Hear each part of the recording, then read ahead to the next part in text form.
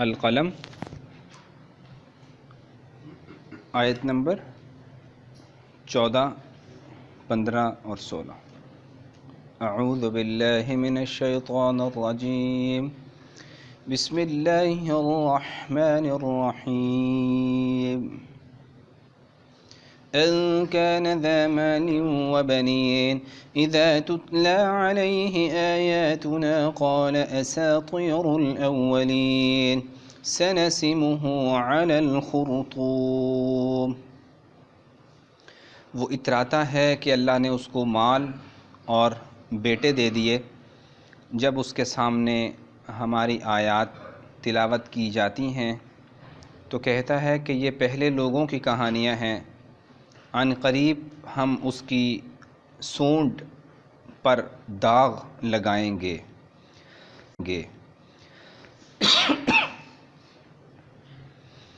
یہ ولید بن مغیرہ پیچھے آیات میں تذکرہ گزرا تھا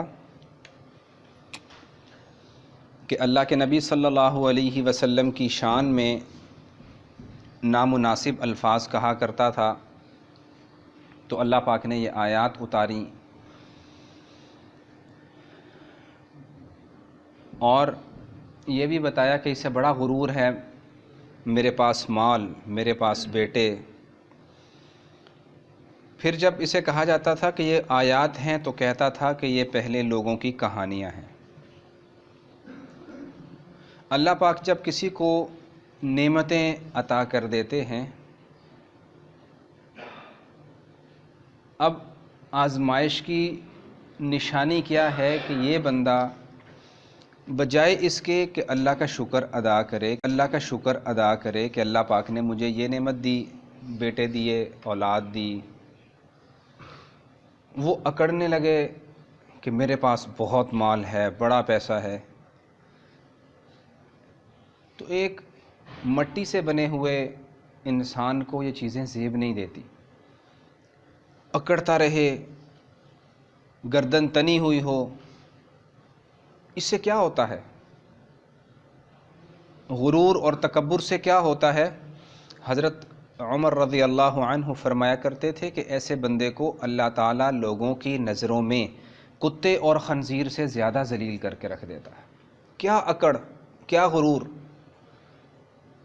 آج سانس والا رشتہ ڈسکنیکٹ ہو گیا، ابھی سے لوگ پوچھنا شروع کر دیں گے دفنانا کب ہے اور جنازہ کس وقت۔ تو محتاجوں کو اور کمزوروں کو اکڑنا زیب نہیں دیتا، جن کی ہڈیوں نے بھی ریزہ ریزہ ہونا ہو اور جن کے جسم نے کیڑوں کی غذا بننا ہو، وہ تکبر کر رہا ہے کہ میں یہ ہوں، میں وہ ہوں، میرے بیٹے ہیں۔ تو بھئی آپ بھی جائیں گے، بیٹے بھی جائیں گے، جانا تو سبھی نے ہے، ادھر رہنے کے لیے تو کوئی نہیں آیا۔ تو جب نعمتیں ملتی ہیں تو اللہ کا شکر ادا کرنا چاہیے۔ پھر کیا ہوتا ہے؟ اللہ پاک کہتے ہیں میں تمہاری نعمتوں میں اور اضافہ کروں گا۔ لَإِن شَكَرْتُمْ لَأَزِيدَنَّكُمْ، شکر کی عادت اپنا لو، میں نعمتیں بڑھاتا چلا جاؤں گا۔ اور جو ناشکری کی عادت میں مبتلا ہوتے ہیں، آپ ایسے لوگوں کو کبھی زندگی میں خوش نہیں دیکھیں گے، کبھی خوش نہیں دیکھیں گے۔ گاڑیاں پاس، بنگلے پاس، کوٹھیاں، کاروبار، لیکن اداس دیکھیں گے۔ کیوں؟ ناشکری کی عادت ہے۔ اور ہوتا پھر اللہ کے نبی نے اس کی بھی مثال دی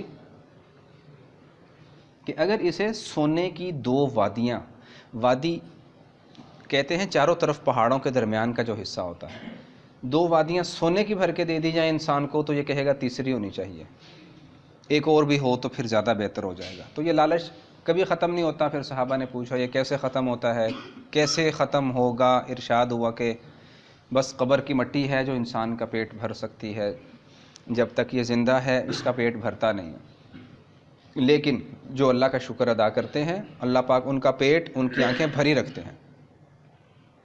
الحمدللہ، الحمدللہ، یہ چیزیں ہماری زبان پہ رہنی چاہیے۔ اور اسے کہا جاتا تھا بھی قرآن پاک میں یہ آتا ہے، قرآن پاک کی یہ آیات ہیں، کہا کرتا تھا اساطیر الاولین، یار پرانی کہانیاں نہ سنایا کرو۔ جیسے آج کل کسی کو بتا دیں کہ یار یہ چھوڑو جدید دور کی بات کرو، کوئی سائنس کی بات کرو، تم کیا قصے لے کے بیٹھ جاتے ہو؟ تو آج بھی لوگ بعض اوقات اس سے اکتائے ہوئے دکھائی دیتے ہیں۔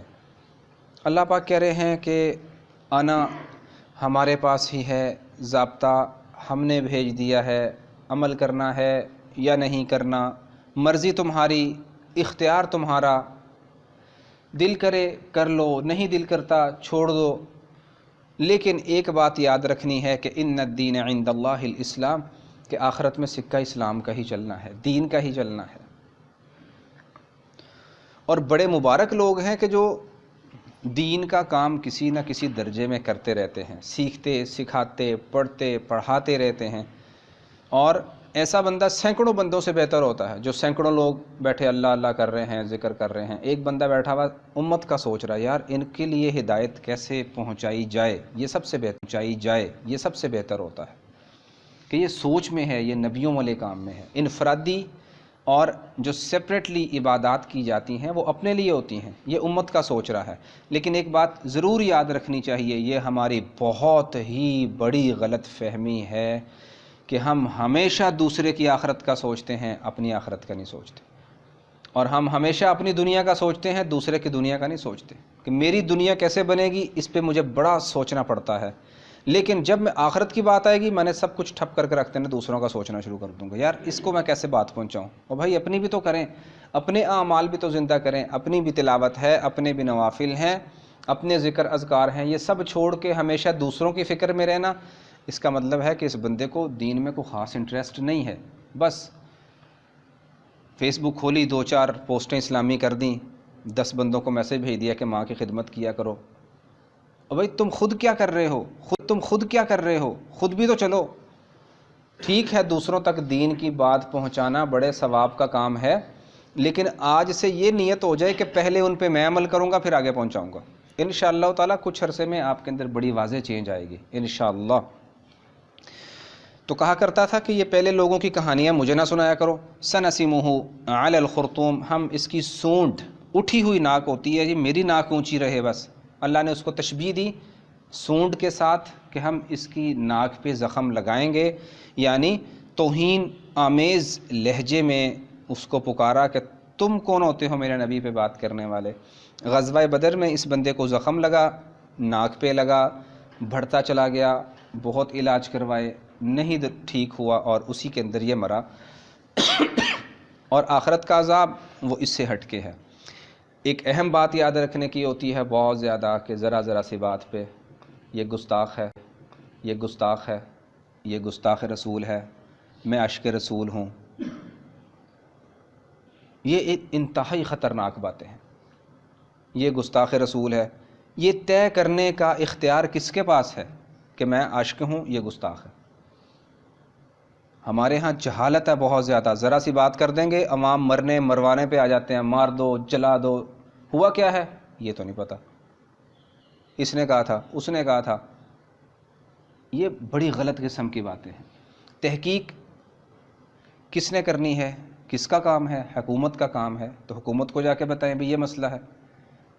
ایک صحابی کو دوسرے کہنے لگے یار وہ تم کہہ رہے تھے مجھے مکان چاہیے، انہوں نے کہا ہاں، تو وہ اللہ کے نبی کے پاس کوارٹر خالی ہو رہا، کہنے لگے میں نہیں رہتا بھائی اللہ کے نبی کے ساتھ۔ اب ان کو غصہ چڑھا کہ یہ تو گستاخی پہ آ گیا، نبی کے ساتھ اور یہ بندہ رہنا گوارا نہیں کرتا۔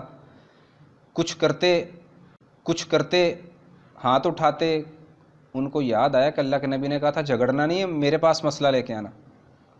چلے گئے، یا رسول اللہ صلی اللہ علیہ وسلم ایک پرابلم پیش آ گئی ہے، میں نے ان کو کہا تھا کہ بھی یہ مکان خالی ہو رہا نبی کے پاس، وہ کہتے میں نبی کے پاس رہنا بھی ادھر میں نہیں پسند کرتا۔ فرمایا اچھا آنے دو بھی ان کو، بلوایا، پوچھا بھی یہ بات ہوئی تھی کہ میرے ساتھ آپ رہنا گوارا نہیں کرتے، آپ پسند نہیں کرتے؟ وہ کہنے لگے اللہ کے نبی میں کبھی یہ بات سوچ بھی نہیں سکتا۔ ایک دفعہ ایک قبیلہ آیا تھا تو آپ ان کو ایک حدیث سنا رہے تھے، ایک بات بتا رہے تھے کہ جو بندہ مسجد میں دور سے چل کے آتا ہے، جتنے قدموں سے چل کے آتا ہے، ہر قدم پہ نیکیاں بھی ملتی ہیں، گناہ بھی معاف ہوتے ہیں، میں دور سے آتا ہوں۔ تو انہوں نے مجھے کہا یہ کوارٹر لے لو، میں نے سوچا بھی یہ کوارٹر لینے سے 2 قدم سے مسجد پہنچ جاؤں گا تو میری وہ نیکیاں باقی نہیں رہیں گی، میں تو دور سے آتا ہوں تو زیادہ نیکیاں لینا چاہتا ہوں، اس لیے میں نے کہا تھا بھی میں ادھر رہنا نہیں پسند کرتا، میرا وہ دور ہی ٹھیک ہے۔ تحقیق نہیں ہوتی تو کیا ہوتا؟ سر اتار دو، گستاخ ہے۔ ہمارے ہاں یہ روایت چل پڑی ہے، جس کا جب دل کرتا ہے گستاخ رسول کا فتویٰ لگا دے، اور یہ انتہائی خطرناک بات ہے، انسان خود ایمان سے محروم کر دیا جاتا ہے۔ اللہ کے نبی کا واضح ارشاد ہے، جس نے کسی دوسرے کو کافر بولا وہ کافر نہیں تھا، یہ خود کافر ہو جاتا ہے، یہ خود کفر پہ اتر آتا ہے۔ کسی مسلمان کو لعنتی بول دینا، اس کے بارے میں پوچھا گیا اللہ کے نبی اس کے بارے میں آپ کیا کہتے ہیں؟ فرمایا جس نے لعنتی کہا اس نے اپنے مسلمان بھائی کا قتل کر کے رکھ دیا۔ ابو بکر صدیق رضی اللہ عنہ نے زبان پکڑی ہوئی یوں کر کے، حضرت یہ کیا کر رہے ہیں؟ اس کو سمجھا رہا ہوں کہ تم ٹھیک رہنا، تم ٹھیک رہو گی تو ابو بکر جنت کے اعلیٰ درجات پہ چلا جائے گا، تم خراب ہوئی تو ابو بکر کو جہنم کے نچلے درجات میں لے جاؤ گی۔ یہ زبان کے الفاظ کہنا انسان کو بڑا آسان لگتا ہے۔ آخری بات، ایک بزرگ کا قول ہے، بہت خوبصورت قول ہے، ہمیشہ وہ بات کیا کرو جسے دنیا کی عدالت میں ثابت کر سکو یا رب کی عدالت میں ثابت کر سکو۔ جب ہم اس لیول پہ لا کے بات کریں گے انشاءاللہ ہماری سینکڑوں باتوں سے جان چھوٹ جائے گی۔ اللہ سے دعا ہے اللہ تعالی ہمیں احکامات قرآن پہ عمل کی توفیق عطا فرمائے۔ اللہم صلی علی سیدنا و مولانا محمد وعلی آل سیدنا و مولانا محمد وبارک وسلم۔ اللہم انت السلام ومنک السلام تبارکت یا ذا الجلال والاکرام۔ وصلی اللہ تعالی علی خیر خلقہ محمد وعلی آلہ واصحابہ اجمعین برحمتک یا ارحم الراحمین۔